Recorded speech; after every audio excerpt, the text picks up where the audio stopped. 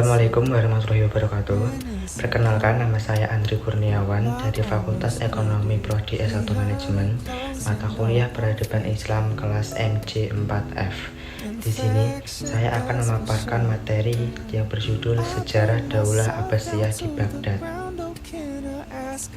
Yang pertama, pendahuluan, pembentukan pemerintahan. Sejak Umar bin Abdul Aziz, Khalifah ke-8 dari Daulah Umayyah naik tahta, telah muncul gerakan oposisi yang hendak menumbangkan daulah tersebut yang dipimpin oleh Ali bin Abdullah, cucu Abbas bin Abdul Muthalib, paman Nabi dari kelompok Sunni. Periodisasi Daulah Abbasiyah. Sejak Umar bin Abdul Aziz, Khalifah ke-8 dari Daulah Umayyah naik tahta, pemerintahan Daulah Abbasiyah mengalami dua masa, yaitu masa integrasi dan masa disintegrasi. Secara garis besarnya terbagi kepada 4 periode. Yang pertama, periode integrasi ditandai dengan besarnya pengaruh Persia atau dikenal sebagai masa kejayaan Daulah Abbasiyah. Yang kedua, periode disintegrasi yang ditandai dengan besarnya tekanan Turki yang dikenal sebagai masa kemunduran Daulah Abbasiyah.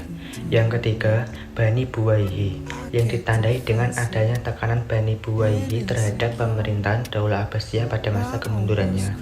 Dan yang terakhir, Bani Buwayhi yang ditandai dengan kuatnya kekuasaan Turki Saljuk dalam pemerintahan dan berakhir dalam serangan Mongol. Masa perkembangan pemerintahan. Yang pertama, Abul Abbas al-Saffah. Sebagai khalifah pertama Daulah Abbasiyah melakukan tindakan sebagai berikut. Yang pertama, mengundang pemuka-pemuka Daulah Umayyah untuk jamuan makan malam. Yang kedua, memerintahkan untuk melakukan pengejaran terhadap sisa-sisa orang Bani Umayyah dengan menyebar mata-mata. Dan yang ketiga, membongkar semua kuburan khalifah Daulah Umayyah kecuali kuburan Umar ibn Abdul Aziz, kemudian membakarnya. Dan yang kedua yaitu Abul Ja'far al-Mansur. Di masa pemerintahan ini, Daulah Abbasiyah mulai mengalami perkembangan. Abul Ja'far al-Mansur dikenal sebagai seorang yang gagah perkasa, keras hati, kuat keimanan, bijaksana, cerdas, pemberani, teliti, disiplin, kuat beribadah, dan sederhana. Setelah beliau memerintah selama 22 tahun, dia meninggalkan Daulah Abbasiyah dalam keadaan kokoh, mantap, megah, dan agung, serta mempesona. Dengan keberhasilan membangun Daulah Abbasiyah, beliau disebut sebagai seorang pembangun Imperium Abbasiyah yang sebenarnya Abu Ja'far digelar dengan Al-Mansur, artinya yang memperoleh pertolongan Allah Subhanahu wa Ta'ala. Langkah pertama yang dilakukan Khalifah Al-Mansur setelah diangkat menjadi khalifah adalah menciptakan stabilitas pemerintahannya. Sebab di atas pemerintahan yang stabillah pembangunan dapat dilaksanakan.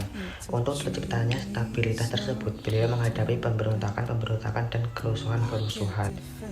Peranan orang Persia dalam pemerintahan Daulah Abbasiyah. Pada masa Daulah Umayyah I berkuasa, orang-orang Persia dianaktirikan baik secara politik, ekonomi maupun sosial. Oleh sebab itu, mereka berpihak kepada Bani Abbas di saat Bani Abbas ingin menumbangkan Daulah Umayyah. Setelah Daulah Umayyah tumbang dan Bani Abbas berdiri, maka Bani Abbas menjadikan orang Persia sebagai tulang punggung pemerintahan. Peran orang Persia dalam pemerintahan Daulah Abbasiyah dimulai sejak masa pemerintahan Khalifah Abu Abbas al-Saffah, karena Khalid ibn Makki dipercaya menduduki jabatan Menteri Keuangan oleh Khalifah al-Saffah. Kemudian sehabis itu diangkat menjadi gubernur di Tabaristan. Selanjutnya, pada masa pemerintahan Al-Mansur, peranan orang-orang Persia semakin meningkat karena Khalifah Al-Mansur mengangkat Khalid bin Barmaki menjadi wazir atau perdana menteri.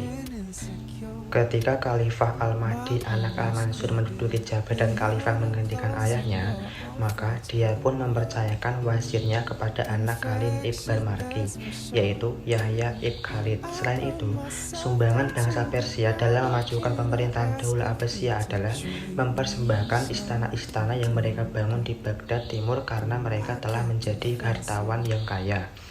Ada satu istana yang dibangun oleh Wazir Ja'far yang diberi nama Istana Ja'farin, yang disumbangkannya kepada Khalifah Harun al-Rashid dalam kedudukannya sebagai khalifah.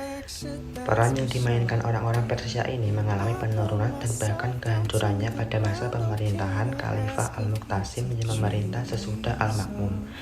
Penyebabnya karena mereka tidak menyetujui Al-Muqtasim diangkat menjadi khalifah.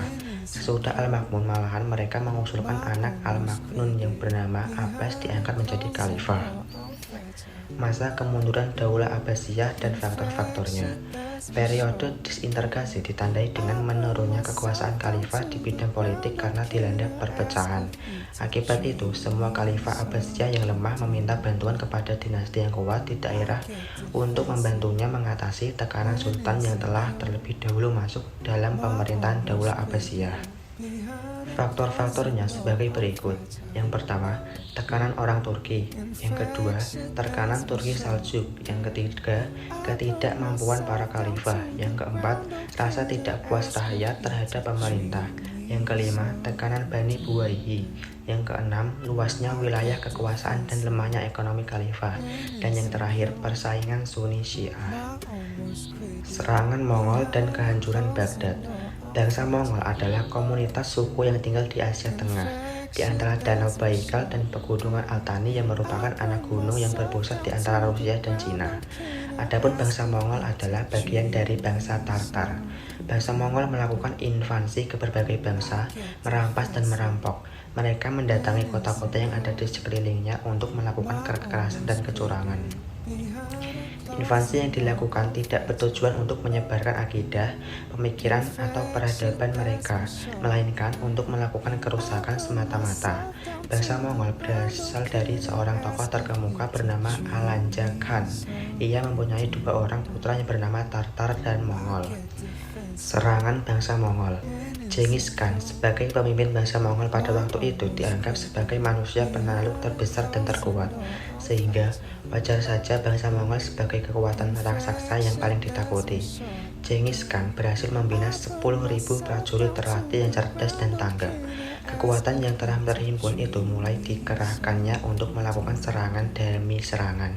Di antaranya ditunjukkan kepada: yang pertama, bangsa Mongol berusaha untuk menguasai Cina, yakni pada tahun 1215 Masehi dapat menduduki Peking, ibu kota Cina saat itu, sekarang Beijing.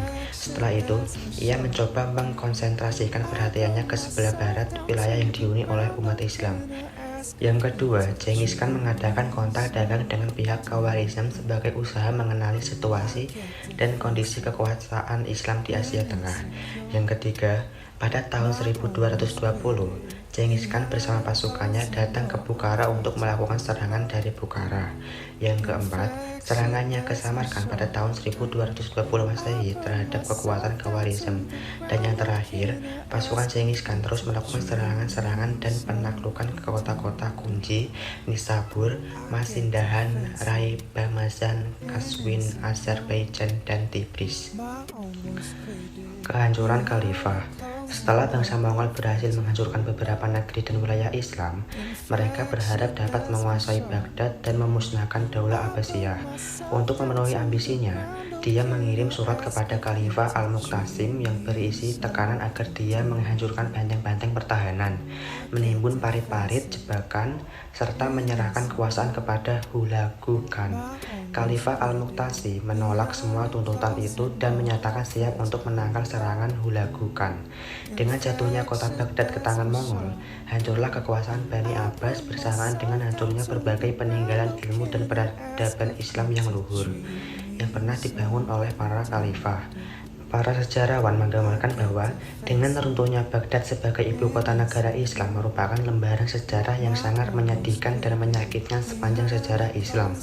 Bahkan, mereka menyebutkan bahwa dalam perjalanan sejarah tidak ada peristiwa yang lebih buruk dan menyakitkan hati selain daripada peristiwa runtuhnya kota Baghdad. Sekian dan terima kasih. Wassalamualaikum warahmatullahi wabarakatuh.